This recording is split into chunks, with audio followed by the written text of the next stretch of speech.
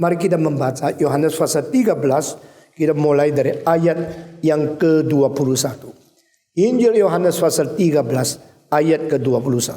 Setelah Yesus berkata demikian, ia sangat terharu. Atau setelah Yesus mengatakan ini, dia sangat sedih.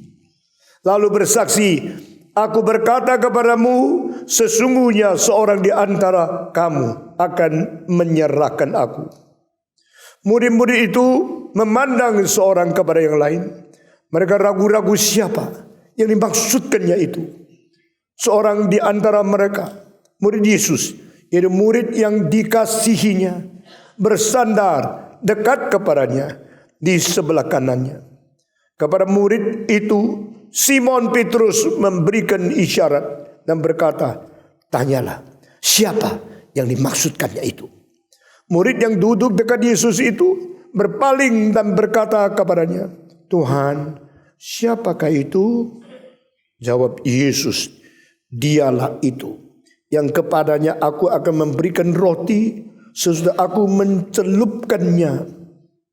Sesudah berkata demikian, ia mengambil roti, mencelupkannya dan memberikannya kepada Yudas, anak Simon Iskariot.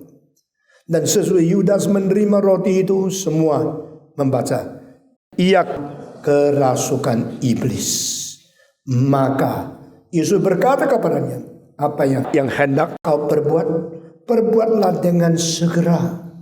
Tetapi tidak seorang pun dari antara mereka yang duduk makan itu mengerti apa maksud Yesus mengatakan itu kepada Yudas. Karena Yudas memegang kas.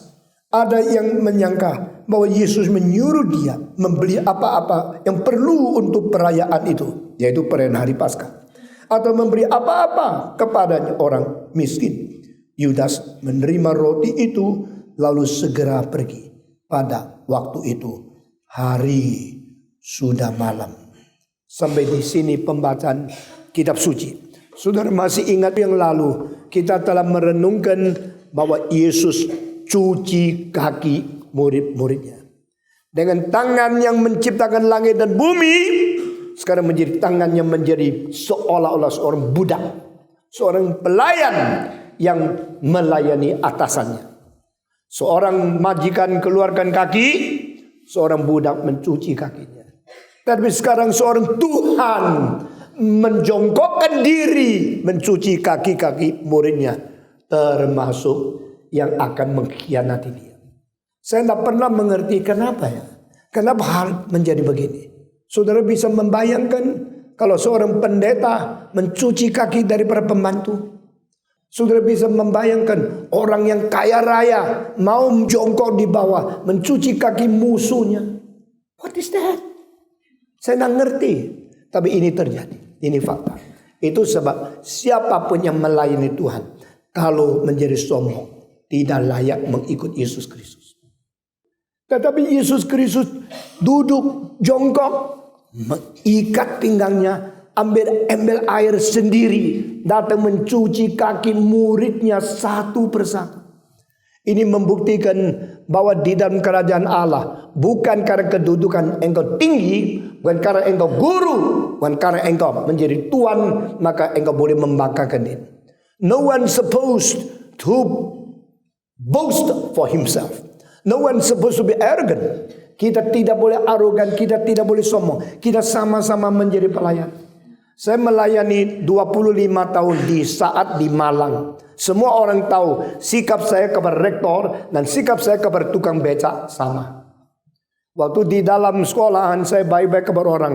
25 tahun tidak pernah cekcok satu kali sama dosen yang lain. Tidak pernah pakai kalimat yang tidak benar. Tidak pernah pinjam mobil sekolah satu hari. Tidak pernah lakukan hal yang tidak beres. Dan tidak pernah marah-marah sama murid kecuali satu kali. Murid itu dikirim untuk praktek. Di dalam masa praktek 1 bulan. Berzina 2 kali sama seorang anak muda di dalam gereja. Saya marah luar biasa. Saya mengatakan, apa yang kau kerjakan di sini? Kau tahu siapa engkau? Waktu saya marah, seluruh dengar. Seluruh kampus dengar. Orang yang berada di perpustakaan dekat tempat saya tinggal. Semua kaget. Tak pernah kita dengar Stephen Tong bersuara begitu keras kecuali khotbah. Kalau saya khotbah suara keras, kalau bicara sama siapapun saya lembut. Siapa pernah dengar saya ngomong sama kamu? Kenapa? Tak pernah kan? Saya bukan orang seperti itu. I never quarrel. I do not want to quarrel with my co-workers, my student, or my colleagues.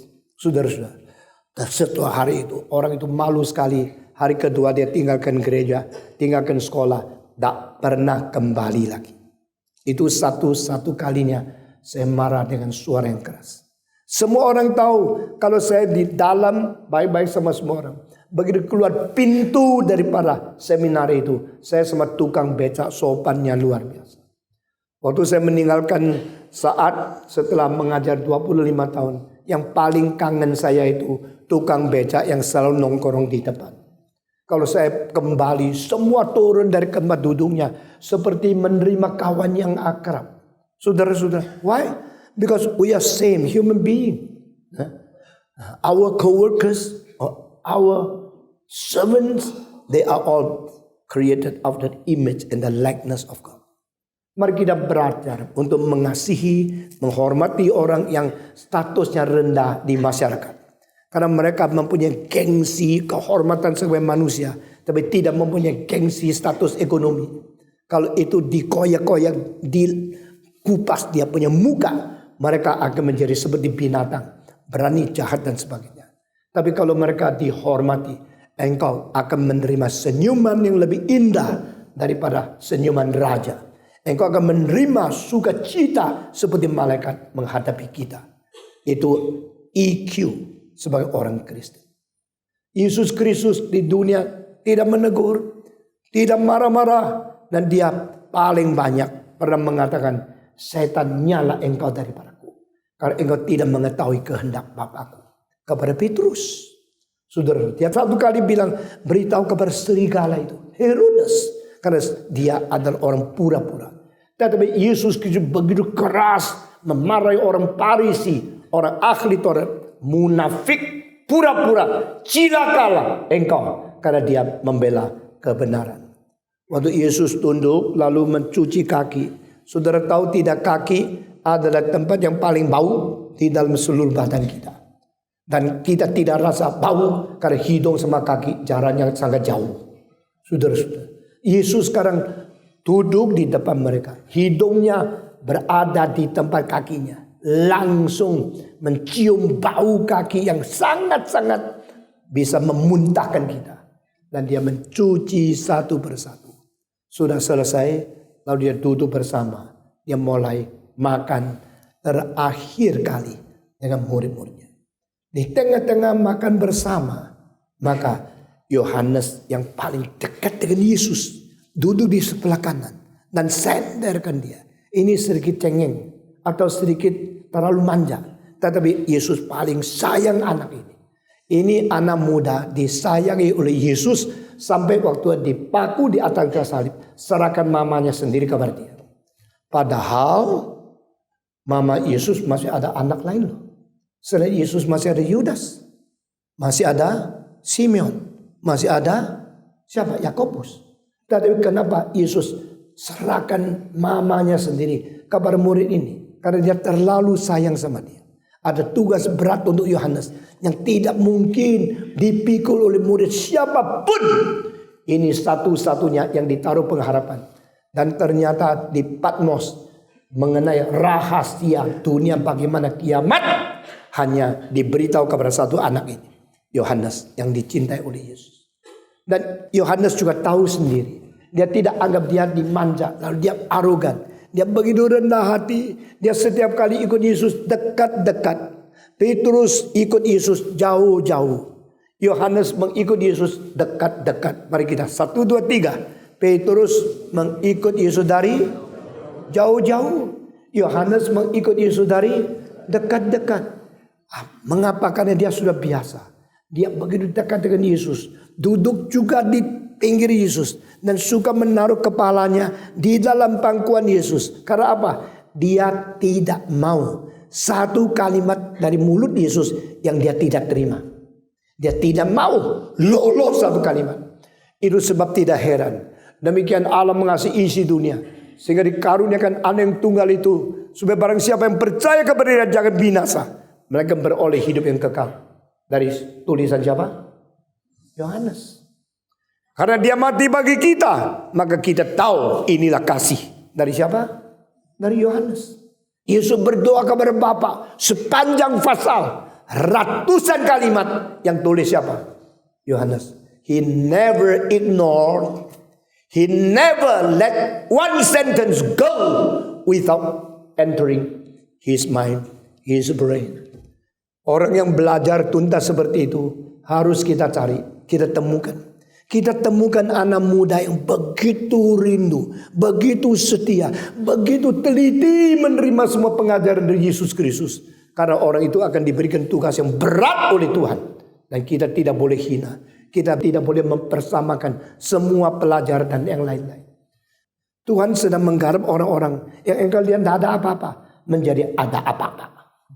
Tuhan sedang menggarapkan orang yang kelihatan tak mungkin menjadi mungkin. Yang tidak berpotensi menjadi potensi. Tetapi mata yang bisa melihat who will be who in the days of the future, itu orang di mana? Saudara tahu manusia yang paling langka di dunia manusia apa? Tahu? Siapa jawab? Manusia paling langka manusia apa? Profesor? Presiden? Raja? Sekarang makin sedikit raja ya. Orang juga tak berani jadi raja. Diganyangnya susah. Orang paling sedikit di dunia. Evangelis. Saya evangelis.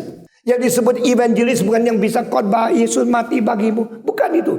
Yang mempunyai peperangan dengan rohani. Yang hatinya suci. Dan tidak mau bertakluk kepada segala kesulitan. Orang itu di mana? Generasi itu lewat cepat. Tapi siapa menggarap generasi sudah datang. Saya bersyukur kepada Tuhan. Setelah dia sudah tua, saya masih diberi kesempatan lebih 20 tahun meneruskan api dan obor penginjilan. Tapi siapa yang meneruskan lagi? Saudara-saudara, setelah Billy Graham tidak ada lagi. Coba kasih tahu sama saya, siapa di Amerika yang bisa meneruskan, yang mempunyai jiwa baik tapi belum menjadi besar? Itu Paul Washer. Lalu yang bisa khotbah bagus-bagus itu sebenarnya MacArthur. Nah, yang lain lagi itu beberapa orang reform. Tapi sesuai itu saya kasih tahu, tidak ada api seperti Billy Graham. Tidak ada keberanian berdobrak seperti evangelis yang besar. Dari mana kita bisa menemukan evangelis? Tidak ada.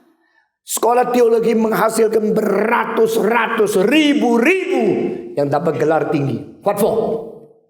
What for? Saya saudara dengar kalimat di bawah. Academic is only becoming an enslavement of the conviction. Belajar tinggi, hebat, bergelar doktor, ini PhD, 2 PhD. Untuk menginjili tak kuat. Tak berani ngomong. Berkata orang berdosa kembali kepada Tuhan. Kalimat itu tak mungkin keluar dari satu mulut. Kecuali dia memang dipanggil jadi evangelis. Kita semua bisa pakai baju, bertopeng. Kita bisa pakai jubah doktor. Tapi tidak ada kekuatan melawan setan. Tidak ada kekuatan mengundang orang keluar dari berdosa. Tidak ada kekuatan membicarakan Kristus satu-satunya juru selamat. Itu sebab kalau saya menemukan ada orang itu, saya sayangnya setengah mati. Saya kasih tahu, ini setelah 2 tahun setengah, kalau sudah 60 kota saya keliling. Lalu pemuda-pemudi mendengar kesaksian. Satu konsep pertobatan yang sejati akan dibangun di Indonesia. Dan semua konsep yang salah akan dihancurkan. Baru ada satu generasi yang baru muncul yang merubah seluruh arus yang salah. Doakan ini. Saya bukan main-main. Jangan salah mengerti kira saya gila. Saya tidak. Saya betul-betul mengetahui what should I do dalam zaman ini. Dan semua yang saya lihat terlalu dini. Orang lain tidak bisa ikut. Saya harus menggarap hari depan. Karena ini tidak ada orang bisa lihat. Nah saudara-saudara sekalian, mari kita berdoa. Kita berdoa untuk hari depan, bukan untuk yang lewat. Yang lewat sudah lewat, yang datang belum datang. Yang lewat sudah pasti, yang datang mati belum pasti. Siapa yang mempunyai kepastian melihat hari depan dan dia mempersiapkan orang yang penting, orang kunci untuk hari depan. Orang itu yang menentukan sejarah. Dan orang semacam itu paling banyak disalah mengerti. Sampai dia mati baru orang sadar. Demikian nabi-nabi satu-satu dianiaya. Setelah mati baru dibikin betul kuburannya. Mereka bilang, oh begitu. Dulu dia lihat, saya tidak lihat. Karena dia nabi.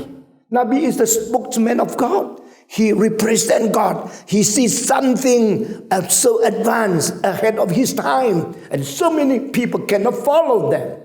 Mereka hanya bisa salah ngerti. Sampai sudah tepat hari itu sudah tiba. Mengetahui zaman sudah lewat. Saudara-saudara, saya sekali lagi tanya. Setelah Andrew G, setelah John Song, kenapa sisa saya? Setelah saya, siapa? Yang lulusan dari STT banyak. Luluskan sekolah teologi banyak sekali. Tapi siapa yang bisa berkhotbah sebagai evangelis yang berkuasa dan berani mendobrak sarang daripada setan? Tidak ada. Setelah Billy Graham mati, tidak ada.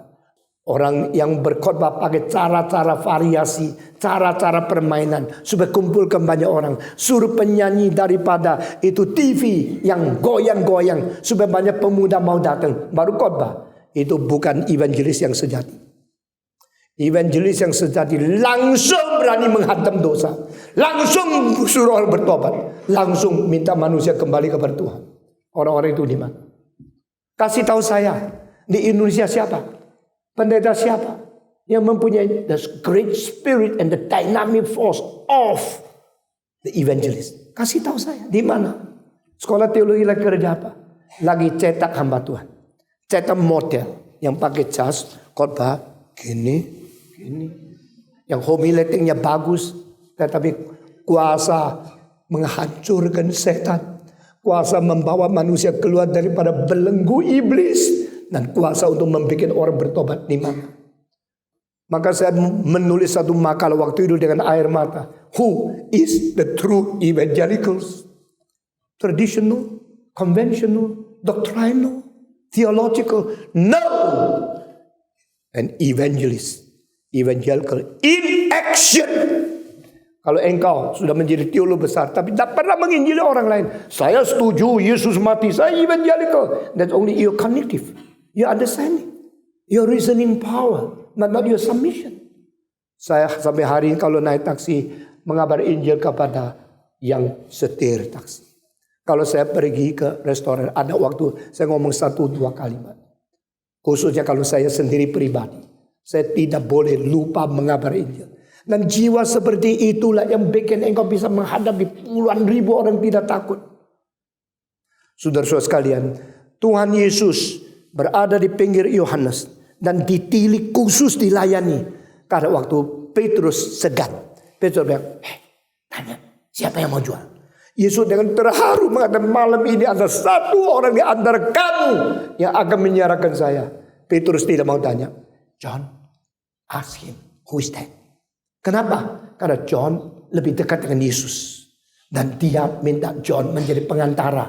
John yang tanya lalu kasih tahu sama kita. Semua orang mau rahasia. Kalau saya bilang hari ini saya kasih tahu terus terang.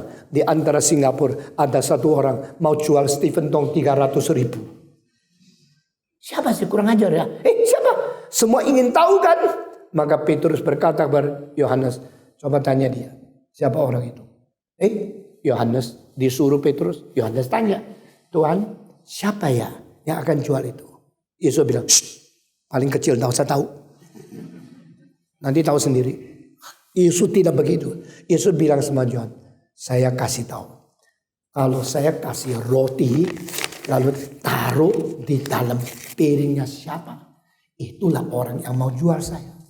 Jesus is ready to reveal even to the youngest one, the beloved one, so that he can know all the secret of the kingdom of God more than any others, even more than Peter, the chief or the leader among all the apostles. Meskipun Petrus itu adalah pemimpin. Petrus adalah pemimpin murid Yesus. Tapi Yesus suka memberikan kepada yang satu ini. Anak muda ini. Supaya dia tahu. Lalu Yesus menaruh. Sudah taruh roti di atas piringnya Yudas. Kalimat ini yang saya tadi suruh ibu baca.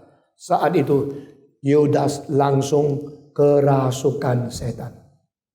Dia kerasukan iblis. Saya mau tanya, bedanya orang sakit jiwa sama orang kerasukan itu apa? Sakit jiwa kacau, kerasukan juga kacau, sama? Jawab, sama dah? Kerasukan lebih hebat, stadium 4. Yang sakit jiwa stadium 2. Begitu. No. You should know. Ada perbedaan secara batas yang memisahkan yang sakit jiwa sama yang kerasukan setan.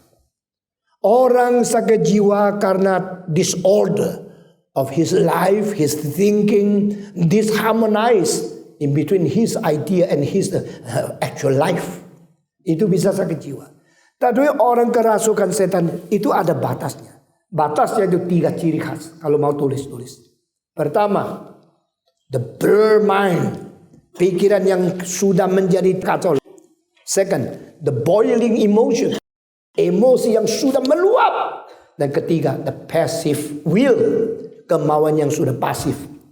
Kalau pikiran rasionya sudah menjadi buram, sudah tidak menjadi clear, sudah blur mind, ditambah dengan boiling emotion, ditambah dengan passive valuation, setan masuk. Nah, ini adalah satu ciri khas. Bagaimana tahu orang ini dirasuk setan? Yang dirasuk setan sudah tidak mungkin mempunyai lagi kemauan aktif daripada pribadi seorang. As a person, sebagai satu pribadi, sebagai satu oknum, engkau harus mempunyai autonomous free will in your mind. Tapi pada waktu your will sudah pasif, lalu dipimpin oleh roh yang lain, at that time you are not acting as you yourself as the actor. You are not doing everything according to your given will. You are submitting yourself under another person. And that person is supernatural. And that is called to be possessed by the evil spirit. Saudara-saudara, ini pelajaran yang penting malam ini. Alkitab tidak pernah mengatakan Peter was possessed by Holy Spirit. Pernah tidak? Istilah possessed, dirasuk, tidak pernah dipergunakan oleh Roh Kudus. Saya heran orang, ini penuhan Roh Kudus, gila itu. Saudara jangan percaya orang gila mengajar ajaran gila. Itu yang sudah aktif tidak ada lagi, yang ada cuma pasif, willnya tidak bekerja secara otonomus. It is not filled by Holy Spirit. Yang dipenuhi Roh Kudus masih aktif, yang dirasuk setan pasif. Harus you menjadi orang Kristen bisa membedakan, kalau tidak percuma ke gereja. Banyak orang makin ke gereja makin dibius, makin ke gereja makin bodoh, makin ke gereja makin kacau imannya. Seorang orang kaya yang sekarang sudah kembali dan dia orang baik, ajaran baik, 20 tahun yang lalu dengar khotbah saya. Jangan kira makin rajin ikut persekutuan, engkau makin mengerti kitab suci. Saya kasih tahu kalimat yang sangat berbeda pendapat dengan kamu. Yang makin banyak ikut ke persekutuan, makin kacau imanmu. Dia sadar. Iya ya, gua ikut ini, ikut itu, ikut ini, ikut. Sudah dengar semua jadi kacau balau. Saya bilang pasti kacau balau. Karena yang ngajar sendiri kacau balau. Pasti Yudi kacau balau kan. Kenapa? Yang ngajar tak ngerti. Yang ngajar sendiri hidup tak beres. Yang ngajar tidak belajar baik-baik. Bagaimana bikin engkau jernih? Bedanya engkau ke gereja reform, engkau diatur kembali. Reorganize of your idea and your rational power. Berkuasa pikiran, ide, semua fungsi itu ditata kembali. Sudah ditata kembali. Oh begitu. Kalau begini saya tahu. What is this? What is that? What is the relationship between this and that? And what is the cooperation? And what is the integration? What is the opposition in between this and that and that and that and this and this? Orang yang ikut kebaktian saya dengar apa yang saya khotbahkan, tapi tidak ada perubahan. Sudah jangan kira saya senang banyak orang datang. Saya akan mengetahui apa manfaat yang kau terima, apa perubahan yang terjadi pada dirimu. Kalau tidak ada, tidak usah ikut kebaktian saya. Tapi kalau engkau diatur kembali, akhirnya jelas pimpinan Tuhan. Akhirnya engkau mau abdi diri untuk mengkabarkan firman Tuhan. Nah, orang yang sudah pernah diatur kembali baru berhak menjadi pengajar. Saudara-saudara sekalian, di dalam Alkitab kita lihat dengan jelas. Nah, orang yang pikirannya sudah kabur, lalu kacau balau, emosinya meluap, lalu kemauannya pasif. Setan menunggu. This is the man I like to go into his. I know his heart. I want to occupy him. I want to possess him. Setan tunggu siapa yang mempunyai ketiga syarat ini, langsung dia masuk. Yesus mengatakan, ini saya taruh di piring siapa? Orang itu akan menjual saya. Yang mau menjual Yesus itu siapa? Yudas. Yang mengetahui siapa yang mau jual Yesus, siapa? Cuma 2 orang. Yaitu Yesus sama Yudas. Yudas tahu tidak dia mau jual Yesus? Tahu tidak? Kalau dia tak tahu, siapa tahu? Ya kan? Yesus tahu dia mau jual. Dia tidak tahu, Yesus tahu. Karena orang yang kira sendiri pintar itu orang paling bodoh. So many young people think only you know. You do not know, the people know already. From objective sight, they see what you are doing. Tapi yang tidak tahu, Yesus tahu Yudas mau jual dia. Dan Yudas yang paling tahu, karena dia yang mau jual Yesus kok. Kalau dia tak tahu, mana mungkin. Tetapi pada waktu dia tahu, sudah dia tahu, tapi dia tidak tahu bagaimana pengetahuan dia sudah kabur, sudah kacau. Mau jual Yesus, kenapa kacau? Karena dia tidak mengerti kenapa harus jual Yesus. Dia cuma mengerti lebih banyak baik duit, lebih banyak duit, lebih baik banyak duit. Kalau mau menjadi banyak duit, Yesus dijual pun tak apa-apa. Jadi pikiran dia sudah tidak teratur. Dia menjadi blur mind, blur idea. You cannot estimate, cannot calculate, cannot think. Very healthy mind. Tidak bisa lagi. Karena orang yang sudah pentingkan uang lebih dari segala sesuatu, pasti kacau balau. Saya pernah khotbah sudah 4 kali di gereja pusat. 3 hal bikin engkau kerja apapun salah. You do everything wrong. Simply because 3 factors. Pertama, engkau bekerja hanya untuk uang. Kedua, engkau bekerja untuk diri. Ketiga, engkau bekerja untuk menyenangkan orang lain. If you are doing everything only for you yourself, I'm sure you do everything wrong. If you are doing everything to please others, you will do everything wrong. Saudara-saudara, bekerja untuk diri, bekerja hanya untuk untung, bekerja untuk menyenangkan orang. Ini ada 3 racun yang bikin kita punya pikiran jadi blur. Kalau sudah senang uang, tidak lihat orangnya. Kalau lihat itu ada uang bisa diambil, dia tidak lihat itu di sebelah itu polisi.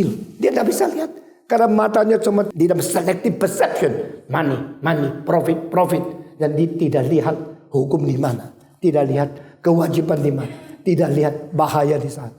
Every time you do all things only for profit, you should do everything wrongly. Every time you do everything for yourself, you do everything finally wrongly. You do everything to please others. You cannot escape of doing everything wrongly. Kalau anak muda dengar ya 3 hal ini dihindarkan. I do everything for our God. I think everything according to the truth. I do everything to glorify God. You will do everything rightly. Saudara-saudara, ini 3 berbeda sekali. Untuk kebenaran, untuk kemuliaan Tuhan, untuk profit orang lain, maka kita akan kerjakan banyak hal yang mengkorbankan diri. Tapi korban diri itu senang. Tadi pagi seorang majelis datang kepada saya, Pak Tong, saya baru pulang dari KK regional. Aduh capek tidak ada karuan. Saya bilang, senang tidak? Senangnya juga tidak karuan. Capek tidak karu-karuan, tambah dengan senang tidak karu-karuan. Akhirnya tidurnya enak tidak karu-karuan. Ayo ikut saya, 1, 2, 3. Capeknya tidak karu-karuan. Dengan senangnya tidak karu-karuan. Akhirnya tidurnya enak tidak karu-karuan. Setelah dia pulang dapat apa? Get nothing, I pay my ticket. Ya, aku tidur di kasur yang keras. Tidak masuk hotel. Nah kalau pendeta saya tidurnya begitu sederhana. Kenapa saya mesti tidur di hotel? Kalau semua pergi KKR regional, semua tidurnya sederhana. Engkau sendiri di hotel, siksa. Gembu gini. Hati nurani menegur. Betul gak? Saudara-saudara, itulah sebab saya pendeta yang tidak takut capek, bikin yang ikut saya tidak berani bilang capek. Meskipun sudah cap kau. Waktu engkau melihat Stephen Tong kerja begitu berat, you berani bilang capek? Semua yang ikut saya tidak berani bilang capek. Karena dia baru umur 27. Gua umur 72 terbalik. Mana berani bilang capek? Karena apa? You look at Jesus. You look at his sacrifice. You look at his denial of himself. And you cannot say anything. I'm very tired. No. Kita bersyukur kepada Tuhan. Mata jeli karena tidak diikat oleh materi. Mata jeli karena tidak diikat oleh uang. Mata jeli karena tidak diikat oleh diri. If you are doing everything for you yourself, self-centered life is a blind spirit life. Orang yang rohaninya buta karena hidup untuk diri sendiri. Tidak mungkin buta. Tapi Yudas buta. Yudas blur. Sudah blur karena cintanya uang, meluap emosinya. Meluap emosi, saya mau dapat uang. Yesus itu apa sih? Yesus sudah bisa dijual. 2000 tahun yang lalu Yesus dijual berapa? Berapa? 30.000 rupiah. 30 keping perak. 2000 tahun kemudian di auction lagi satu kali. Di dalam auction selalu makin lama makin mahal kan? Kristi. Wah, Gucci ini 1 juta. 2 tahun lagi 2,5 juta. 8 tahun lagi 3.700.000. 10 tahun lagi 5 juta. Every time auction increase the price. You tahu mahalnya satu barang yang di auction yang paling persentase paling besar itu siapa? Yaitu Yesus. Yesus dijual bukan oleh Kristi. Yesus dijual oleh Kristen yang namanya Yudas. Ikut Yesus kok. Ya, dia sudah menjadi rasul kok. Pasti orang Kristen. Yesus dijual oleh Kristen namanya Yudas 30 keping perak. Meluapnya emosi. I like money. I like the profit. I don't care who you are. I sell you. Jesus can be sold because he wants money. Love of the money boiling. Ketiga, setan bilang, "Loh, follow me." Oke lah, follow you. Give me your hand. Ditarik ke neraka. Mengapa murid Yesus harus gantung diri? Orang penting yang gantung diri, saya lihat tidak banyak. Tapi satu namanya Yudas. Kenapa Yudas gantung diri? Murid Yesus. Karena Tuhan mau mempermalukannya.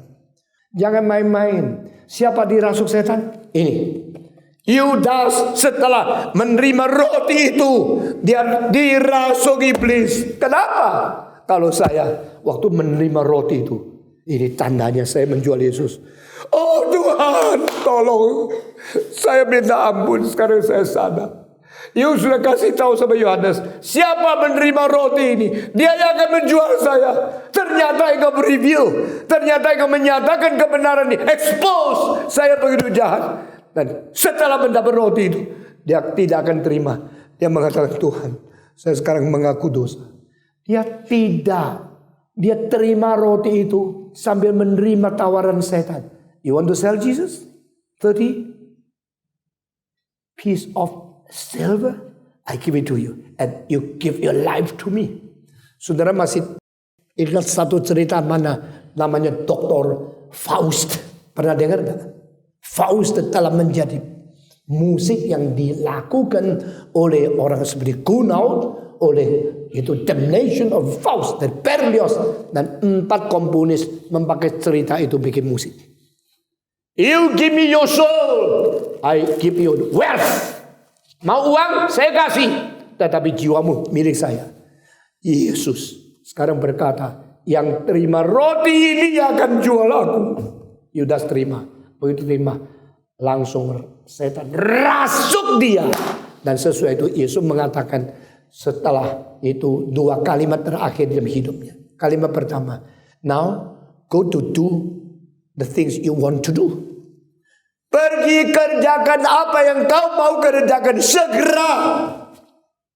Hurry up. Go ahead. You go to do what you want to do.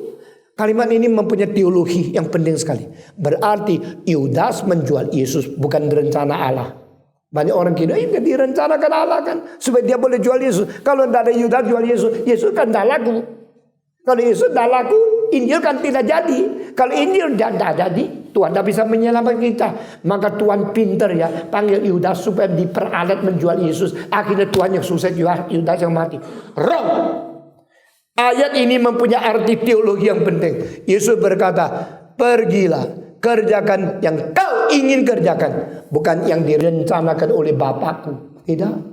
So Judas is doing something wrong because of his own will, his own plan, his own strategy, nothing to do with God's will. Tapi kenapa Tuhan panggil dia? Kenapa Tuhan pilih dia? Tuhan pilih Yudas supaya membuktikan bahwa manusia meskipun ikut gereja lama, kalau tidak bertobat tetap hatinya rusak. Kenapa Tuhan panggil Yudas? Tuhan panggil Yudas supaya orang sesudah itu mengetahui bahwa dikasih kesempatan pun tidak bisa merubah dia. Kenapa panggil Yudas? Supaya besok kalau ada guru atau pendeta dikhianati oleh muridnya, jangan terlalu sedih, karena Yesus pun demikian. Ini semua bijaksana Tuhan yang memberikan wahyu kepada orang di dunia ini. Saya melihat ayat ini, saya takut. After he received that piece of bread, he was possessed by Satan. Dia dirasuk oleh iblis. Lalu dia keluar apa? Continue his planning. Dia tidak tergerak, dia tidak disadar, dia tidak bertobat, dia tidak menangis, dia tidak menyesal. Dia meneruskan kejahatan dia. Mau pergi ambil uang, mau menjual Yesus. I continue my will, my planning, my strategy. I continue my evil thinking until the end. Saudara-saudara, dan Yesus membiarkan. Setelah ini ada satu kali lagi, kalimat terakhir Yesus kepada dia. Waktu di Getsemani, dia memeluk Yesus, cium dia. Yesus menyatakan satu kalimat. Are you selling your master by kissing him? Engkau menjual aku dengan cium akukah, Yudas? Sesudah kalimat itu, no more conversation, no more any speech from the mouth of Jesus to the betrayed Judas. Tidak ada lagi. Give up. Menyerah. Biarkan dia sampai binasa. Biar kita mendapat pengajaran dari Alkitab. Dan jangan dibiarkan oleh Tuhan. Bilang sama Tuhan, please Lord, intervene me, interfere me, stop my wild freedom, and give me obedient heart to return to you. Kalau engkau mau kembali, ada pengharapan. Mari kita berdoa. Bapa di surga, kami berterima kasih untuk firman yang sudah kami dengar. Kami berterima kasih untuk ajaran dan pengwahyuan yang begitu hebat yang Tuhan nyatakan di dalam kitab suci. Biar kami bukan menghina firman-Mu, tapi dengan segala rendah hati dan ketaatan kami akan menemukan, mencari dan memperoleh segala rahasia yang paling dalam dari firman-Mu. Sehingga firman yang kudus, kitab suci ini boleh menjadi pedoman bagi hidup kami masing-masing. Dengar doa kami. Terimalah kami. Robalah kami. Didiklah kami. Sempurnakanlah kami. Makin dekat kepadamu. Makin memancarkan peta teladan-Mu.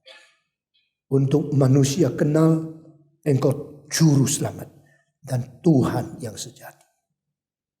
Pelihara kami Tuhan. Untuk terus rendah hati mengikuti Tuhan. Dalam nama Yesus Kristus, Juru Selamat kami yang hidup, kami berdoa. Amin.